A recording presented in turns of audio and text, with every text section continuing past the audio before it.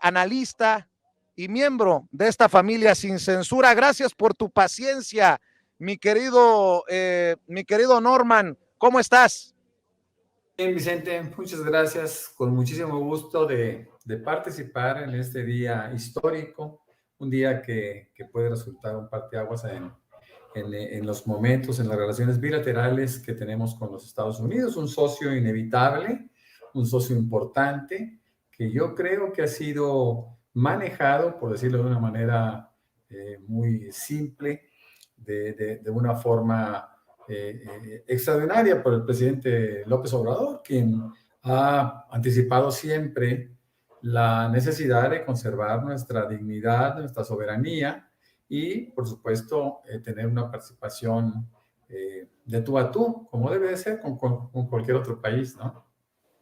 Déjame saludar también a Marcelino Gómez Brenes, desde aquí, desde Washington hasta Chihuahua. Mi querido Marcelino, ¿cómo andas? Muy buenas noches. Hola, buenas noches, Vicente. Pues muy contento y muy feliz de estar viendo tu transmisión. La verdad que ya tengo rato siguiéndola. Qué chingón cómo se expresa la gente de nuestro presidente, de la Cuarta Transformación. Veía ahorita al cubano que entrevistaba, se me enchinaba la piel con lo que representa y la dignificación que le ha dado el presidente a nuestro país. Como bien decía Jaime en el segmento pasado, pues ya no son las bienvenidas que le daba la gente a Peña Nieto y a Calderón, a uno gritándole asesino y al otro pendejo. Ya por fin tenemos un presidente digno que, más que ir como un jefe de Estado, como representante de todas y todos los mexicanos, va como líder continental con la fuerza moral que se requiere para poderse sentar al tú por tú en la Casa Blanca con el presidente de los Estados Unidos. Y te felicitamos también porque mañana, además de la representación que tendremos del presidente López Obrador, tú también eres un digno representante de los intereses del pueblo de México, Vicente. Te agradezco por tus generosas palabras, Marcelino, y como los leo a todos, para escuchar sus reflexiones acerca de esta visita, para empezar, lo que nos trae a Washington, la visita del presidente Andrés Manuel López Obrador mañana a la Casa Blanca. Primero, debo de decir, a la residencia de Kamala Harris, la vicepresidenta de Estados Unidos, y después a la Casa Blanca con Joe Biden. Quiero agradecerle a Punto 9, así se identifica en el chat, Punto 9, que me dice que Luke Brubaker fue propietario de una granja lechera de 1,000 vacas y una empresa agroindustrial de más de 1,000 acres por 30 años. Estuvo 20 años en la Junta de Comercialización de Leche de Pensilvania.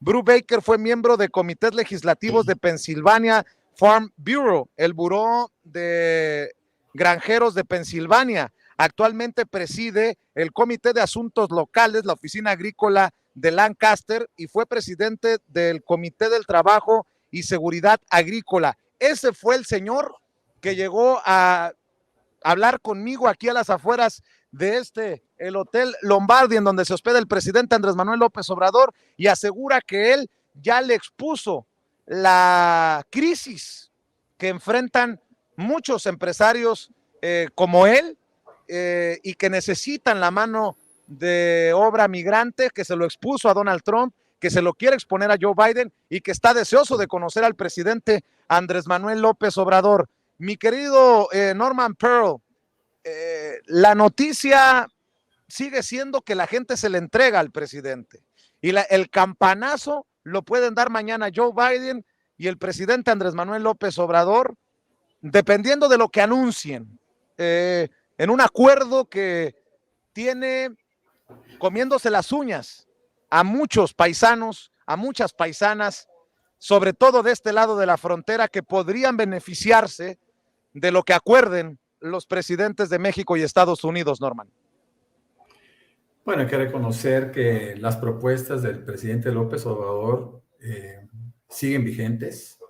Lamentablemente se nos fue Donald Trump antes de cumplir con un acuerdo que beneficiaría a una buena cantidad de migrantes que esperaban con ansia la posibilidad de ratificar su estatus migratorio con mayor expectativas, con mejores expectativas en su vida y en sus derechos, ¿no?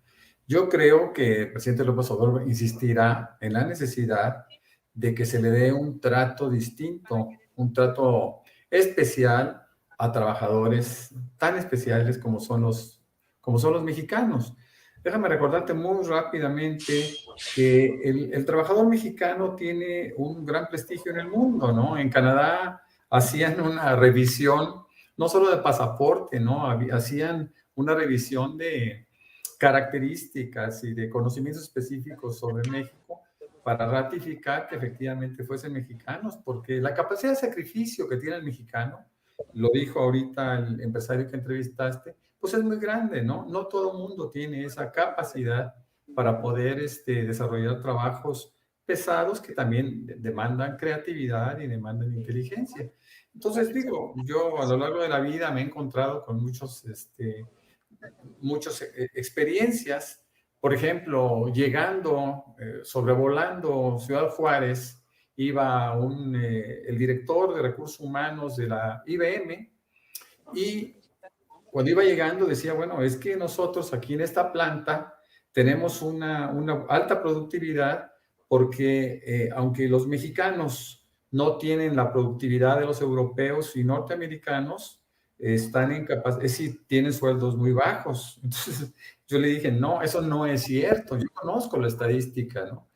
Después llegó él a Juárez, llega a la planta y se da cuenta que una de las plantas más productivas del mundo era justamente la planta en territorio mexicano, ¿no? Y así podría hablar de los soldadores en el Mar del Norte, en donde tienen que ser mexicanos para poder trabajar como soldadores en las plantas, en los campos petroleros. Entonces, hablar de México es hablar y de su gente, es hablar de personas con características diferentes, de alta productividad, que son, por supuesto, que muy apreciados en los Estados Unidos. Nosotros tenemos una población tan grande, tan cercana a los 40 millones en Estados Unidos, que bueno, es fácil entender que, por ejemplo, en aquella ocasión que se difundió la película de Un Día Sin Mexicanos, bueno, pues todo el mundo se hacía esa pregunta, ¿no? ¿Qué pasaría con Estados Unidos sin los mexicanos? Claro, y Marcelino, pues aquí veo muchas caras también de sorpresa de los que no son mexicanos, que han de decir, ¿qué pasó? ¿Qué están regalando? Sin saber que tal vez están hospedando en el mismo hotel del presidente Andrés Manuel López Obrador. Pronostico que el número de personas será muchísimo mayor mañana desde temprano, allá a las afueras de la Casa Blanca. Lo que también es importante decir, genera nota, ¿no? Incluso al presidente le ha, bueno, me imagino, pues, le ha de enviar con otra recarga de energía ver a tanta gente respondiendo y respaldándolo. Están regalando patria, Vicente, están viendo pues como un líder mundial, como un presidente de un país, pues tiene este respaldo de la gente aún a miles de kilómetros de su país.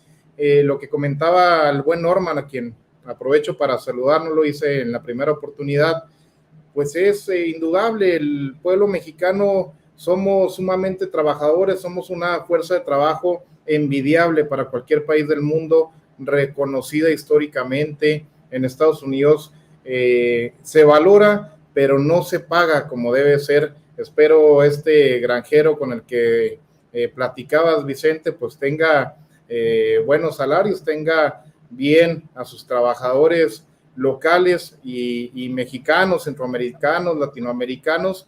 Lo que le faltaba a este pueblo trabajador que ha salido de nuestro país, pues era un presidente que los defendiera, un presidente que representara también ese espíritu trabajador del pueblo mexicano, un presidente que estuviera con la visión de lo que ellos necesitan. Lo vemos ahorita cómo expresa el presidente en el tuit que acaba de subir hace unos momentos, pues su visión, su preocupación por este tipo de temas, no por algo superfluo, algo estéril, como lo hacían los anteriores presidentes en unas visitas que parecían más visitas para TV y Notas o revistas de este tipo. que de trabajo, de intereses de las y los mexicanos, el presidente López Obrador tiene una visión inmensa de lo que requiere nuestro país, de lo que requiere América Latina, por eso se ha convertido en el líder más importante actualmente del continente, y también por eso le pasan como mosquitos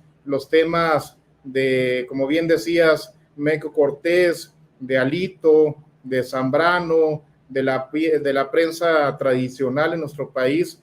Pues él tiene la visión y está concentrado en temas tan relevantes como este posible acuerdo migratorio que esperemos que se dé y que será histórico para millones y millones de paisanos. Así es, déjenme saludar también al querido Hamlet Almaguer, el diputado federal de Morena por el estado de Jalisco, a quien siempre le agradezco que llegue a estas mesas de diálogo de Sin Censura. Hamlet, buenas noches. El presidente explica en la mañanera una y otra vez esta realidad que debe aceptar Estados Unidos, la crisis de trabajadores, la necesidad de mano de obra y también la necesidad de esos que vienen buscando un mejor futuro. Y nada más porque tú eres legislador, Hamlet, lo voy a poner de esta manera, con mucho respeto para el presidente. No es que deba de aceptar Estados Unidos la realidad, deben de aceptar los políticos de Estados Unidos la realidad, porque han jugado, han tomado como carne de cañón a nuestra gente por muchos años, demócratas y republicanos. Y me lo confirma este granjero que estaba aquí afuera del hotel, estadounidense de Pensilvania, no habla español, pero quiere conocer al presidente Andrés Manuel López Obrador para decirle de la gran necesidad de migrantes, de mano de obra migrante. Mi querido Hamlet, te saludo con mucho gusto. Buenas noches. Buenas noches, Vicente, para ti, para todo el auditorio de Sin Censura, por supuesto también para Marcelino y para Norman. Pues primero decirte que seguramente será una gira muy fructífera para nuestro país, para México. El presidente de la República lleva una estrategia muy, muy clara. Por supuesto, el tema de migración, que es muy relevante y que hay que regularlo. Recordar que el presidente no solamente está pidiendo que exista ya un esquema legal muy claro para nuestros connacionales, sino también para los ciudadanos de la región centroamericana, porque ese también es un tráfico de migrantes que existe desde esa región hasta Estados Unidos y pasa por aquí. Entonces, desastres, tristezas como la que recientemente vivimos y estábamos aquí en vivo en tu programa cuando lo platicamos de las decenas de fallecidos de migrantes en un tráiler, pues todo eso lo que requiere es regulación de la migración en Estados Unidos para que este flujo pueda apuntalar la economía de un país que está a punto de entrar en una recesión y que requiere de obra de mano que esté dispuesta a realizar trabajos en todos los sectores, en el campo, en la industria. Y pues hay también el deseo de nuestros connacionales de ir a trabajar hacia Estados Unidos. Entonces es una relación en la que ambas partes pueden ganar y generar muy buenos acuerdos para el país. La otra es, y no hay que perderla de vista, el problema de la inflación que ahorita se está tornando muy grave en Estados Unidos, también ha escalado en nuestro país, aunque en un menor rango, muy claramente por el control que existe por los subsidios sobre los energéticos. Aquí la gasolina, el diésel, la energía eléctrica están subsidiados por el gobierno, pero en Estados Unidos incluso es más alta la inflación, así que seguramente será una agenda muy favorable para el país, Vicente, y de nuestro lado, pues dispuestos a colaborar con los legisladores de Estados Unidos para la regulación que así lo requiera. Ojalá